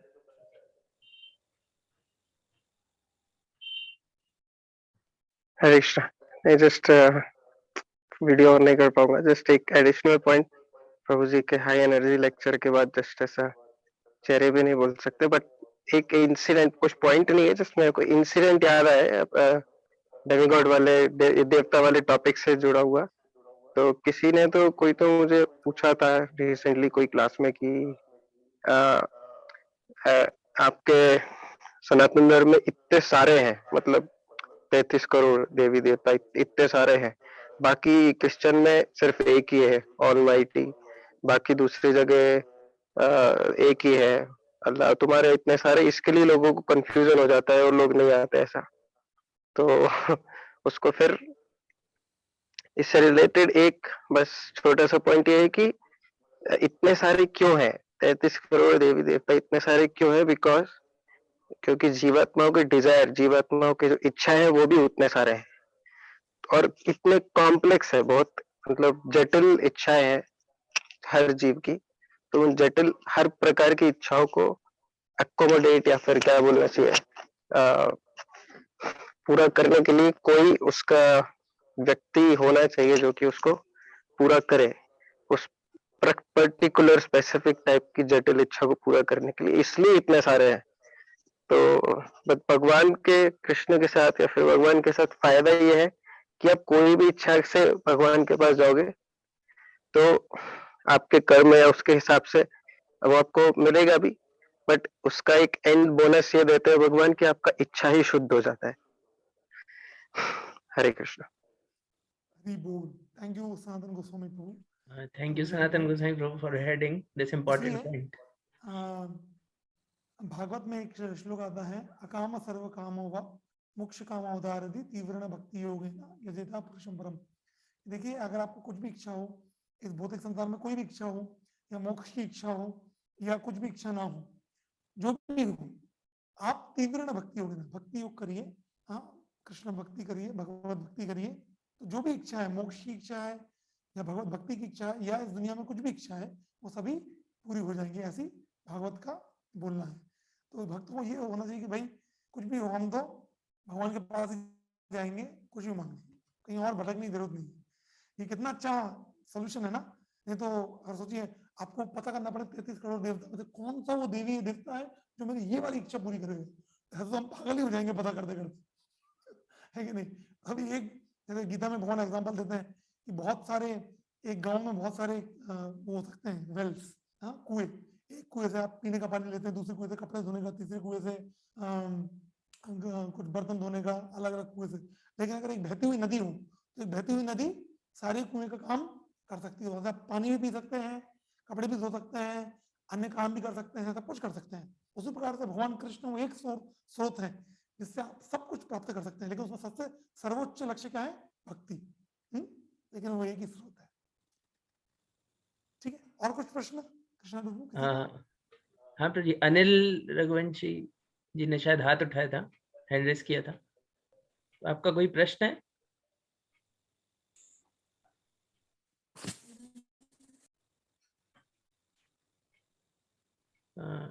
शायद नहीं है प्रभु जी, गलती से शायद हैंड रेज हो गया था। तो और किसी का कोई प्रश्न है तो पूछ सकते हैं, नहीं तो फिर हम एंड करेंगे।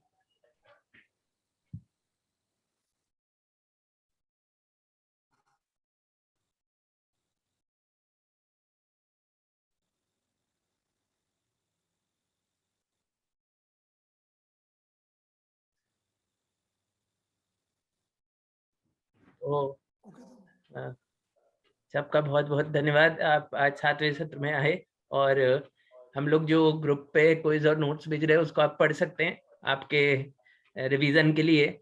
तो हम यहीं पे इस सेशन को विराम देते हैं और मिलते हैं कल आपसे 8वें सत्र में। हरे कृष्णा। श्रील प्रभुपाद की जय।